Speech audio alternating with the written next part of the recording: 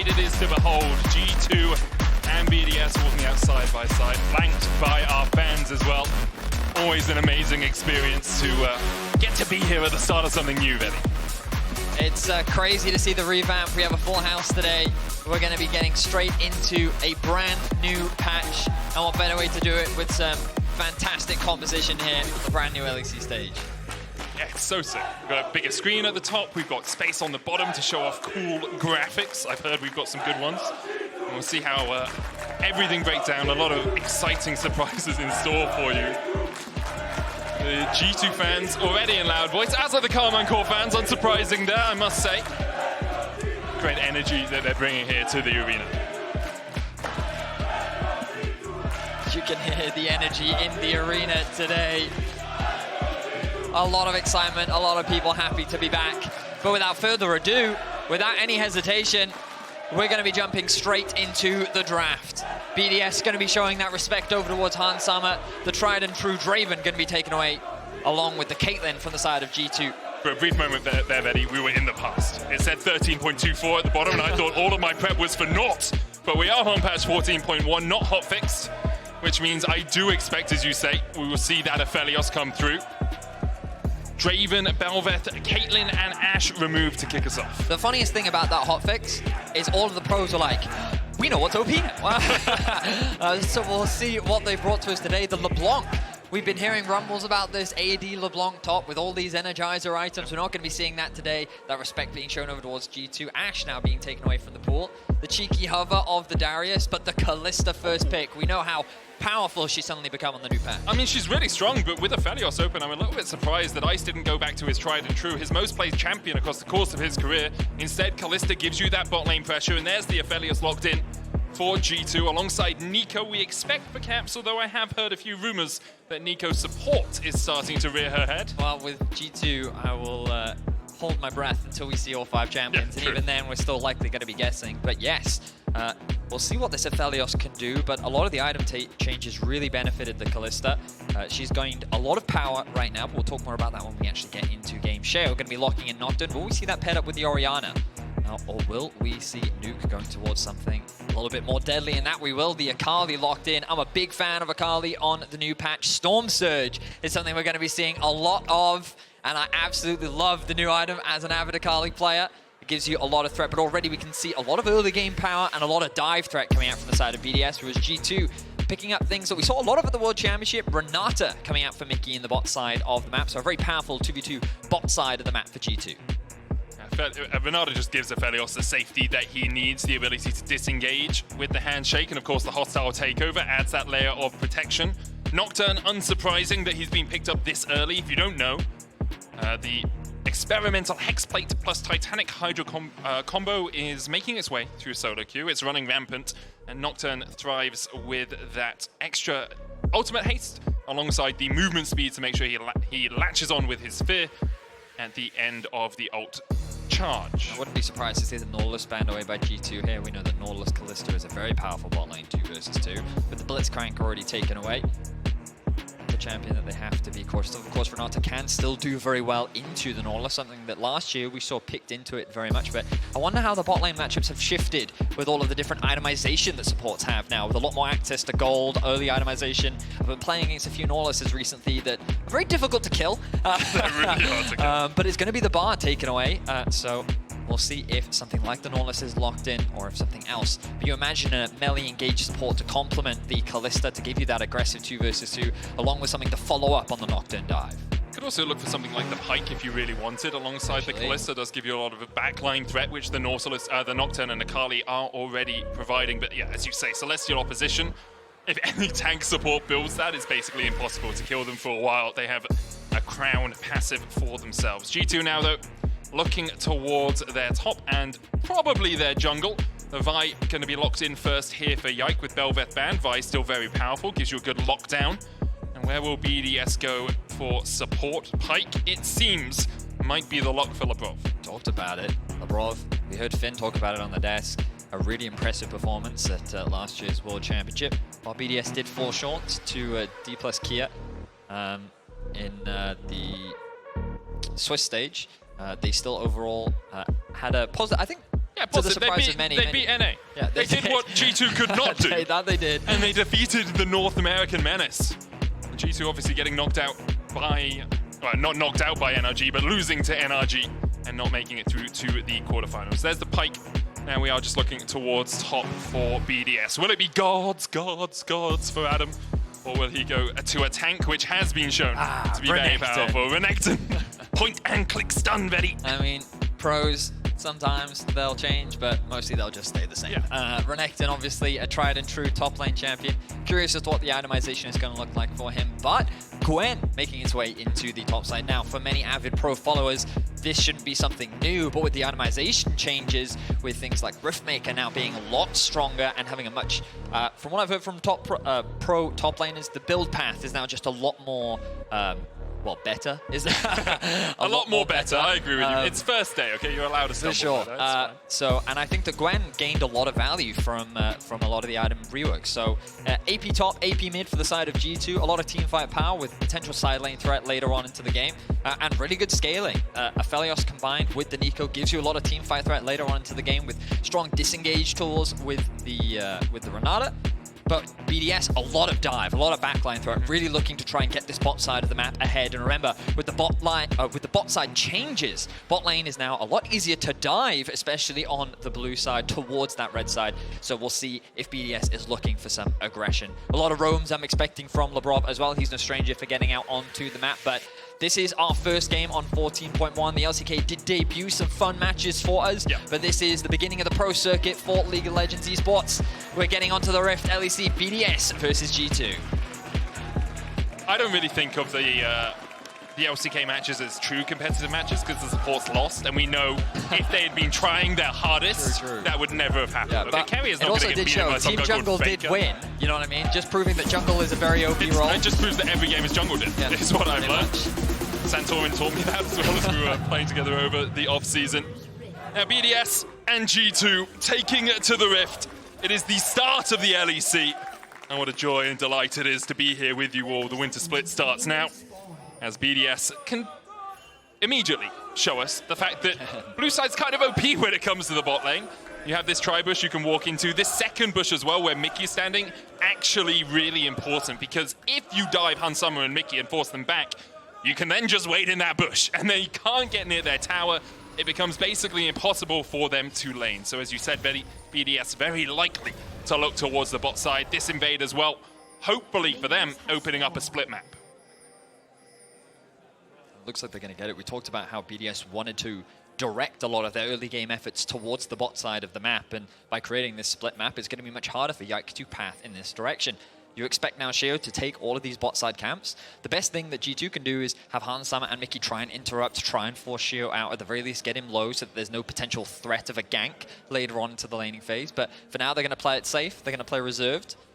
They're very cautious of that bush. And that's why Ice and Labrov are waiting in the tri-bush, because they know if Hansama and Mikyx go and try and fight the Nocturne, they can then quickly wrap up and help out Sheo on that blue buff. Mikyx and Hansama showing as they get down towards the bottom lane means that Labrov and Ice have that little bit of extra time. Hook already being channeled. Mikyx in the bush dodges the first sidestep, or perhaps the first miss of the LEC 2024. Overall, a pretty solid trade for G2, I would say, but the push is slowly going in favor of BDS. We can see Yike starting on the top side of the Rift, going to clear out his red into the Krugs. And they were able to get a bit of deep vision towards Sheo's blue buff. They can keep an eye on what his pathing is, but he's going to continue his full side clear on the bot. The level 2 is going to be coming through very, very soon for BDS. And that means that G2 is going to have to play respectfully, as Caps is able to get this push in the mid lane as well. Neeko into Akali. Akali doesn't have a lot of early game threat. Her wave clear is very weak at early levels. And that means that Caps can just continue to bully. Caps can also do a little bit of Neeko trickery. And we talked a little bit about this world. I think it was APA, the TL mid laner, who brought it to my attention first. When you're playing into Doran Shield and Font of Life, is it Font of Life, the one that gives you regeneration whenever someone hits you? I'm really bad at names. The one that the green rune in the middle that isn't bone plating. You guys know the one. Second Wind? Second Wind? It's Second Wind, yeah. When you're playing into that, as Caps, what you can do is turn into a minion whenever Nuke tries to hit you.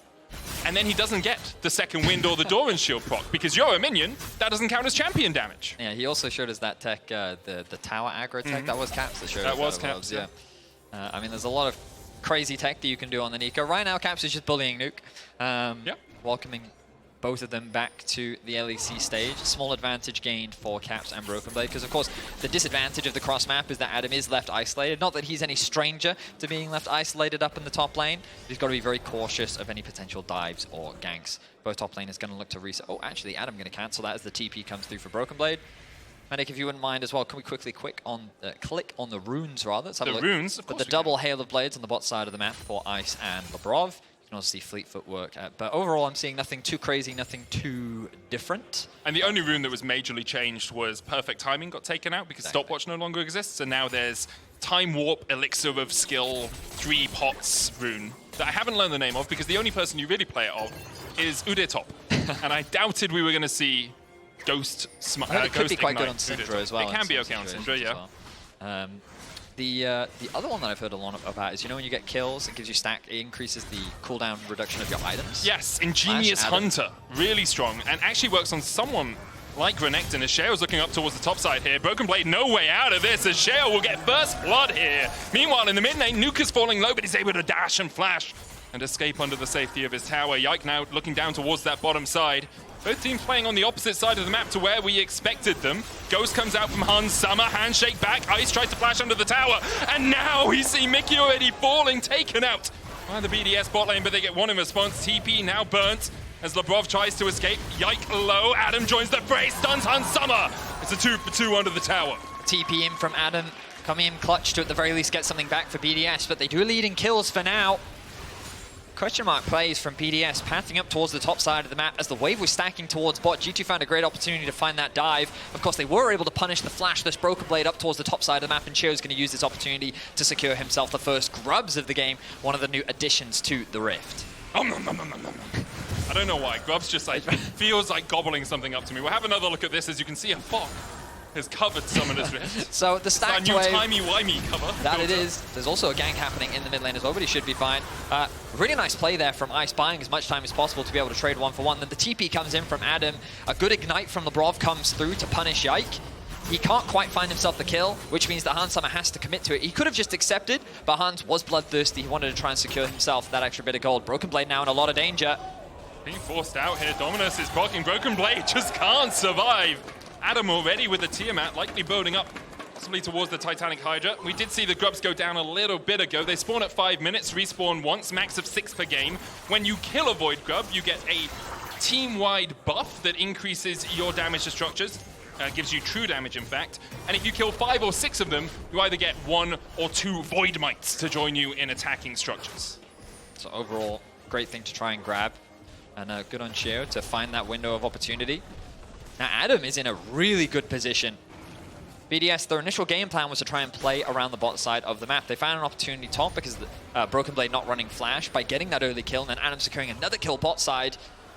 You would imagine that committing that TP to the bot side of the map would have meant that BrokenBlade would have found a window to come back, but there was still a level differential. Adam was able to get level 6 first, and he used that level to find a solo kill. Now Caps could be in a bit of danger here, but I imagine he's going to be just fine. Dodges away with the clone. Labrov still only level 4. Can't really find too much more in the mid lane. Cap still has his flash, where we saw Nuke burn his earlier on. Now to those that haven't played on the new patch yet, Hydra has now regained its active. Right, so there's I always call it Profane Hydra, which has the active. Yeah. Tiamat also has the active. Yeah. Ravenous, they all have the, yes, you were correct. Yeah. But there's multiple Hydras now. Yes. You know? But I just want to remind the viewers that you now have to press a button. Like the good old days, if you played before, for those really old school fans, the Brutalizer is back as well. Mikyx gets hooked. Paranoia is available for Sheo. Doesn't go in yet, perhaps hoping Hans Summer and Mikyx will overextend. They decide against it. Smart move. The wave is pushing in though. Hans has good guns for a fight if one was to erupt. There's the Paranoia. They look for Hans Summer. With the Severum and the Crescendum, he's still pulled back. The bailout won't be enough to save him as BDS now 2,000 gold ahead. Great play there from BDS. Once Sheo got the level 6, immediately he looks towards bot lane. They know that there's no summoners on Hans Summer, and they make the kill look easy. Wait for the fear to connect. The hook from Labrov comes through.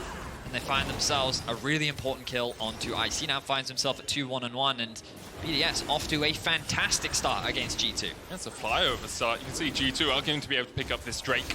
Not too much changed in terms of dragons. You can see the pit is slightly different. An elongated wall on the red side makes it slightly harder for them to enter, but the only Drake, the only soul at least, that has changed is the Infernal. As the first dragon goes down. I mean, overall, 8.5 minutes in, BDS looking great. Yeah. You know, like, it's at the start of the season where teams are really trying to figure out their form, their approach to the game, that you'll see a lot of surprising performances, but to come in game one with what is a very aggressive comp, right? You need to try and get ahead early. It's very much about using that early game power to build into a strong mid game and then snowballing from there. And they're doing just that. They're finding advantages top. You can leave Adam on an island now. BrokenBlade is going to take a very long time before he can really duel. In the bot lane, 2 versus 2, Labrov is getting very feisty. Yeah, Ice going forward. They do have the Fates call for Ice here as Mikyx levels up. And Ice doesn't fate call Labrov out of it. Yike now coming down. Ice realizes he's not in the best of spots. Yike could burn the flash, doesn't need it for the cease and desist, and he batters Ice down. Ice dodges away. But Yike's still able to pick up the kill. A misplay from the BDS bot lane, punished by G2. Good to see that Caster Curse is still in full effect, just as I'm praising the way in which... Took us 9.5 minutes to get that one in. BDS, they were off to such a strong start, and then they just... Is it fair to say that they misplayed? I mean, like, one more auto from Ice would have been enough, but I think they thought that the Ignite would be enough to kill Mickey. Then he gets the level up to 6. The good news for BDS, though... Sheo is able to secure the... Look at the mite! Look at him! He might! Grubs. Now that they have 6 of them, they get, as you rightly said, all these little mites to come and help siege onto these towers. And Adam is making full use of that. 4 plates now for him in the top lane. A 1.6k gold lead in the top lane. A lot of the advantage that BDS is sitting on are resting on Adam's shoulders. Great to see him starting off the year with a strong performance against BrokenBlade. Titanic Hydra already complete. I wonder if he'll go Sundered Sky, one of our new items that gives you a bunch of healing when you are in combat, when you're hitting your opponents. We'll see if he gets a Tunneler next. Obviously, we don't expect you guys to remember all of the items. We will quiz you on them after this game. I remember them all, Vedius. We can sure lie. They don't know. Labrov, good hook. Mikyx flashes away. Good hook, as you say, from Labrov. Still only level 5. You can see that pink bar next to his portrait on the left, almost ticking over 2-6. Adam is going a little bit aggressive here. Sheo's on the way as well. Paranoia coming out. TP burnt by Caps, and Adam should be able to walk out of this one as the re-engage is invested by Sheo. The flash forward from Yike. Sheo's going to flash away. Adam does the same. Flash forward, though, by Caps as he manages to lock down Adam. And the shutdown goes into the waiting arms of Yike. So G2 decides to help their top laner out. They commit the teleport from Caps. Neeko will get a plate in exchange, but they get that crucial shutdown. Yike is now going to be that much stronger, have a lot more gold in his back pocket, and BrokenBlade can get a few plates back for himself. He's going to have such a gold infusion out of this. Importantly, though, TP, Flash, and Ignite burnt on the side of G2. Just the double flash for BDS. Nuke had those Void Mites helping him in the mid lane, which means he was able to grasp a bit of gold back by taking a plate of his own. Now TP's to mid. He's got the Hextech Goldinator and the Ether Wisp. I think I know where that's going, Betty. Do you? It's a Storm Surge, baby. That is a Storm Surge. You know what I dislike about Storm Surge? I feel like a lot of things, Medic, based on the way... Well, no, this is not the conventional, it just kills you, which is really annoying. This is, the passive is called Squall. Yes. And I just think that's a bit underwhelming for a lightning bolt that kills you, you know? If there's a freaking lightning bolt over my head that comes down and punishes me with the full wrath of Zeus himself... You don't want to think about the noise that a parrot makes. Oh, it's a squall. You know what I That's mean? a squawk. Squall? That's a squall. Yeah, but they sound like no, a squall. A squall is a small, small Glad you tempest agree. type Anyway, getting back to the game, you can see Renekton, after taking top tower, has now moved down to the mid. Now they're looking to leverage their numbers to put some pressure onto this mid tower. Labrov, I don't think he's in that much danger. Should be able to just eat his way out of that one. How are you chipping down to half HP? Those Void Mites. Look at how helping in the quickly mid they're lane. tearing apart this tower. The burn damage after the fact as well. Just goes to show how powerful these early grubs can be. I mean, they're called Void Mites for a reason, okay? They might take down the tower for you. If they were Void Cans, it would be a lot more helpful for Nuke and Adam in that situation, but they're Void Mites.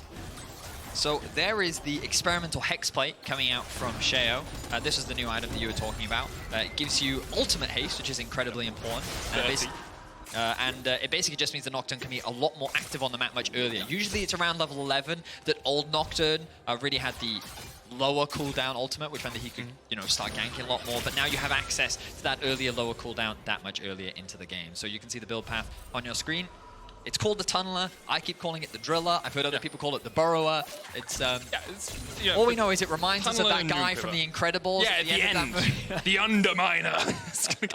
I think importantly for Nocturne as well, it's not just the fact that you get the ultimate haste, it's the fact that you get attack speed and bonus movement speed after you cast your ult as well. It's very valuable. When you land on someone with your ultimate, they basically can't get away from your fear. Even if they flash, often you can chase them. It's everything that Nocturne could want, basically. Now, G2 on the second Dragon of the game. They are going to secure it. BDS, very late to contest, but they're committing the TP. Adam looking for that dominance. There's the Paranoia in as well. They've already managed to pull back Mikyx, and he might just be sacrificed here by G2. Mikyx falls. BDS get 1 kill in response, but they burnt a lot to do so. But they now have a number of members that can be used to pressure both the bot and mid tower, interrupting these backs as well with really great vision from BDS, having full insight on what G2 is up to, means that they should be able to get this tower uncontested. BrokenBlade is going to cross map on the top side, which means that overall will be a dragon and a tower for G2, but a kill, and hopefully for BDS, they're able to secure this mid tower. I mean, they have Demolish on Adam, they have the Void Mites, they've become their final form, their Void Cans. And they will be that joke amuses me way more than it should do as Caps looks for the damage here. Handshake back once again, Labrov pulled away. Engage doesn't really find its mark from BDS. And Ice is given some free time with this bot lane tower. Currently 2 towers to 1 in favor of BDS, looking to make it 3. You can see Caps working his way down through that bot side jungle, but should be relatively easy for BDS to take that because G2 have invested their time in making sure they take the Rift Herald. Now, there's 2 possible reasons for this. One, they might be trying to win the game and they want to take towers with it. Secondly, they might just want to ride her. True. Okay, they might just want to go zoomy, Crash Bandicoot racing around the map. They might be trying for a new Rainbow Road speedrun, Vedi. They might be the best Max Verstappen you've ever seen. These are the possibilities. I'm thinking the latter because it's G2. Right. But the former is very possible. Well, yes, and now that you've proposed those, we'll take those under consultation. Okay. And we'll evaluate later on into the game. Small fun fact for those, again, who haven't really been as familiar with the patch. Once the second dragon is dead, the blue and red buff will change so that they can be shared with one ally. Pretty much what the old blue and red buff would happen when you completed your jungle item. And then past 20 minutes, once you kill the blue or red, that buff will go to your entire team, but it will no longer transfer upon death. Yep. So a couple changes there, and we'll keep track of those. We'll just notice that the red buff was handed over to BrokenBlade. But overall, BDS still in a very strong map position, even though they haven't been able to get themselves many objectives. One of the things that you want to try and leverage with this composition is with the power that you have on the bot side of the map. You want to be fighting around these early dragons, things like the Herald. You want to be using these objectives to actually skirmish and build up those kill leads, build up that gold lead. Now, they do still have a gold lead because they have a pretty significant tower advantage, but the gap that exists between them is kind of the question mark that you have to ask. Does BDS feel strong enough compared to G2 at this point in the game? I'd say that they're in a very good position with the Storm Surge being completed. Renekton very close to his second core item, and you can see that the 3 highest gold earners all on the side of BDS. So they're in a great spot right now. They just need to keep this pressure up against G2, and I imagine that will be around the next dragon that spawns in about 2 minutes' time. I think you can't really give over the third Drake, especially when it's a Hex Tech Drake. Hex so powerful on so many of the members of G2, Gwen and Aphelios especially. You know, people that like to auto-attack can use it incredibly effectively. It looks like Neeko and Caps are matching up down towards this bottom side. Mikyx making his way across as well, but G2 have really good vision. As BDS were looking for something, you have to be able to ward relatively deep against a Nocturne because otherwise the Paranoia can close the gap very quickly. True. But G2 have done that really well. Labrov is going to try and clear out some of this vision, but he's stepping into darkness, and even on someone like Pyke, it can be a little bit risky when you're playing into a Renata or a Vi who have that hard CC to know that you're going to be able to get out. I will give credit to BDS. They are not letting G2 on their side of the map. They just have full control over the river. If the observers can highlight what G2 see right now, you'll see that right now they have a bit of information around the entrances around the top Isn't G2C just heretics? So annoying.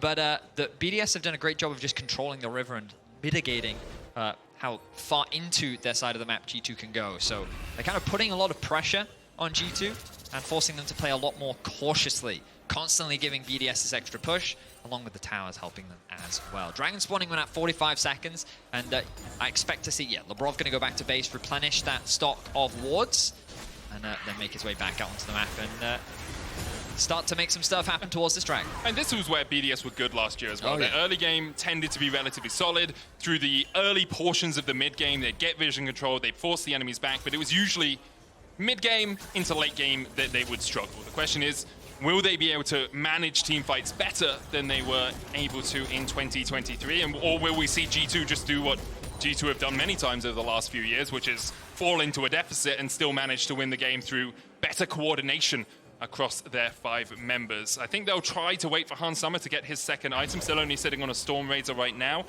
Infinity Edge often is where you look second on Aphelios if you're not going just for lethality, which you can do on the current patch.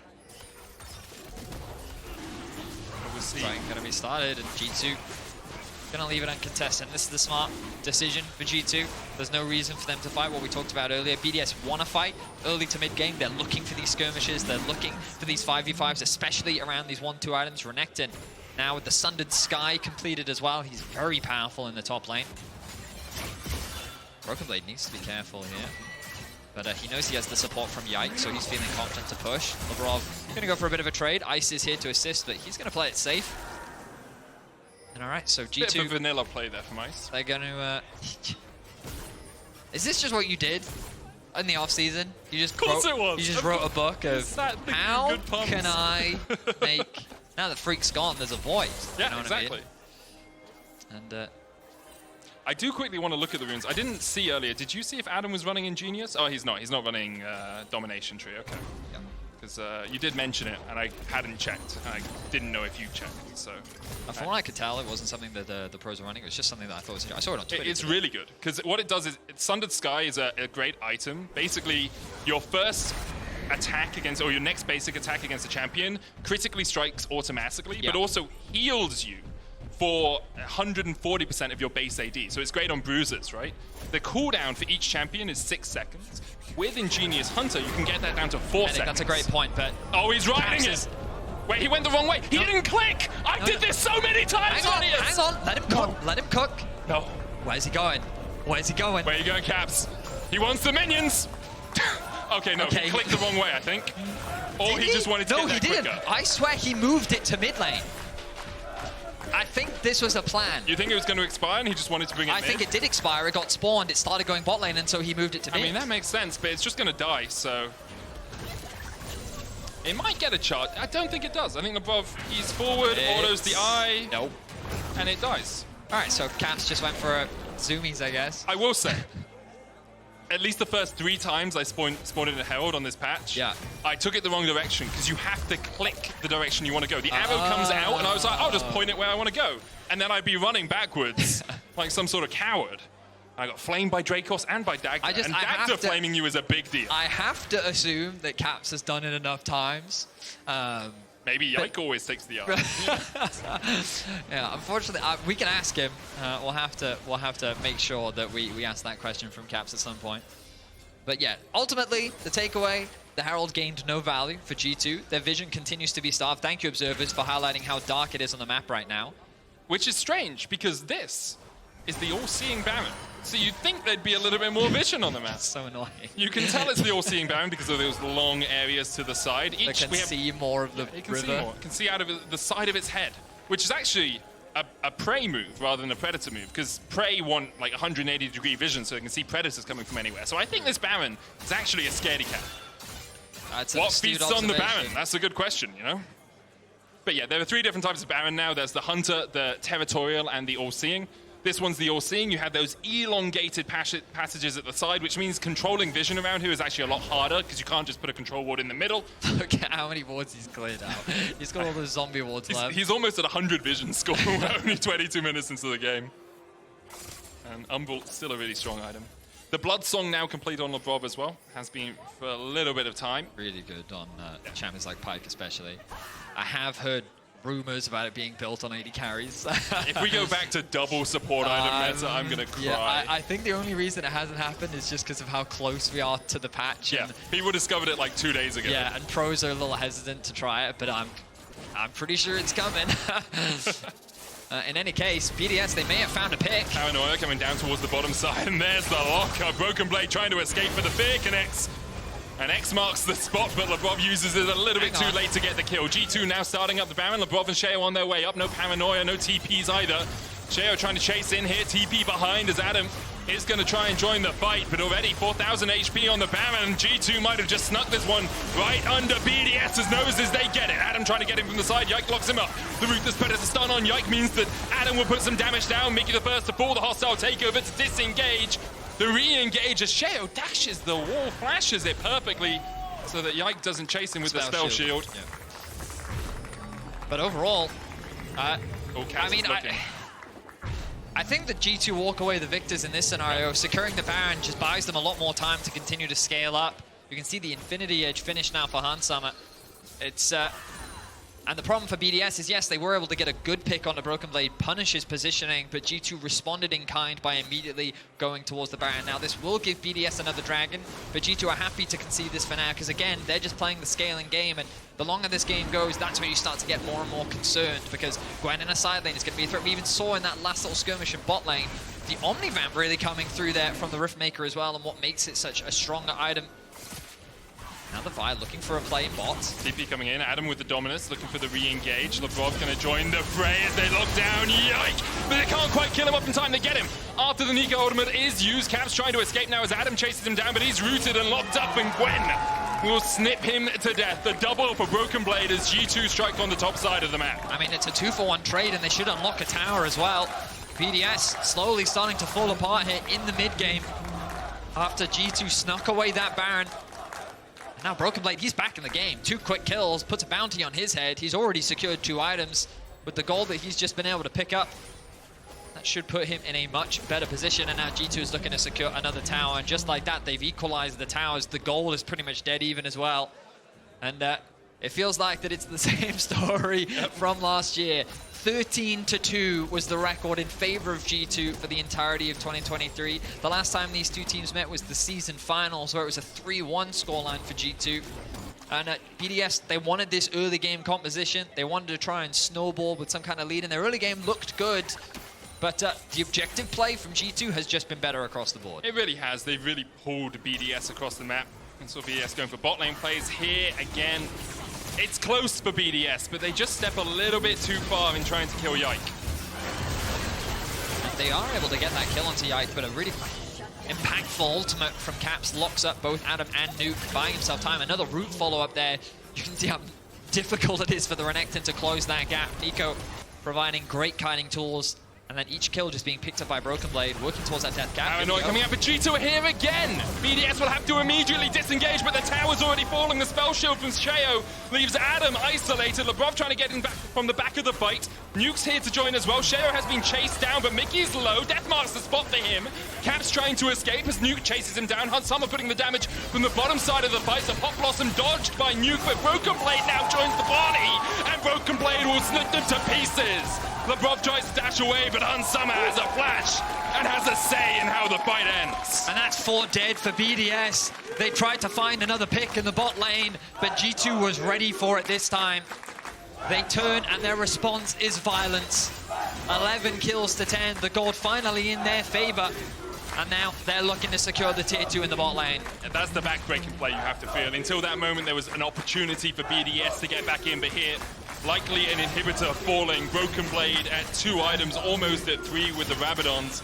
Riftmaker alongside Storm Surge, probably the most broken item on the patch. Alongside that, Nashes and Rabadons will make BrokenBlade basically unkillable in fights. And that fight was looking very messy. The fact that G2 kind of split their focus gave BDS an opportunity to regroup. There was a window there where BDS actually could have potentially turned that fight around. The big problem for BDS is Ice isn't there. We look at the minimap right now, we can see Ice making his way from mid towards bot. BDS wants to try and make this play happen, but it's a 3v4 right off the bat. Notice here how G2 will kind of split off into two different fights. Labrov is going to come from the river, turning this into a 2 versus 2, which is a good opportunity for BDS, especially when Nuke TP's in as well. The numbers advantage is in favor of BDS, and they get that initial kill, but the moment that BrokenBlade joins the fight, this is where things all turn in the favor of G2. Ice is kind of left isolated, trying to get a kill onto Yike, but he's not able to find it. He's not really involved in the fight in any way. And then the 3 carries of G2 just clean up. It's a tale as old as time. G2 fall behind in the early game, managed to fight back in the mid game. Labrov caught here by Yike, trying to channel the Q, but he's already shut out. Thunder from above as the Storm Shatters connects. There's the Pop Blossom, and pop goes BDS. Sheo, the last man standing in the top lane fray, but he'll be snipped away and won't live to fight another day. Yike doesn't have the ultimate, no cease and desist for him. But, they'll still be able to chase away Adam and Ice, and now G2 knocking on the doors of the Nexus, second inhibitor to fall, and maybe they'll look for more. Under 30 minutes, just like that, G2 have the Nexus in their eyes to flash in from Mikyx. Hostile takeover forces Adam to go berserk and start hitting Ice. The Nexus tower now focused down by G2. And for the first time in our new arena and in 2024, G2 will take the win.